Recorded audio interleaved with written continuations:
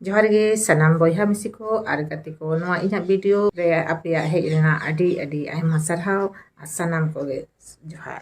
ते इन आर मिटांग जड़ी बूटी रानी अगू खतबना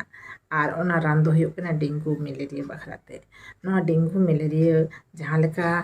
को रुवाग कना जहां लेका नेस रना दो अडी आयमा को रुवाग कना ओना खातिर नवा वीडियो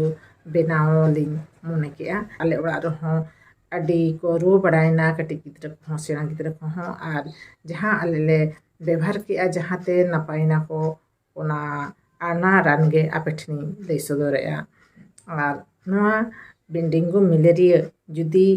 बोतर रेना दो आर चेट हो बांग कना आर बखाय दो अडी कान बोतरा जुदी बाबिन बाड़ाया तो तेहेन नोआ वीडियो तालातें लैयाबोन कना आबो आतु दिसम रेगे नोआ डेंगू मलेरिया बखरा दो रान अडी चेरहाना मेना उना रान दो हुयुग कना पिफा दारे तो सानाम हर बन नेल का आर पिफा जो हर बन जम का मेनखान पिफा सकाम रे नुना गुण हेना होयतो झोतो हर दो बामुन बड़ाया मेनखान जहां को पे बड़ाय तबन नापाय कथा तो जहां को बांपे बड़ाया नोआ ले फिन कना डेंगू मलेरिया बखरा ते दो ना पिफा सकाम अडी गुण ना रान कना नोआ पिफा सकाम अबि अगु कते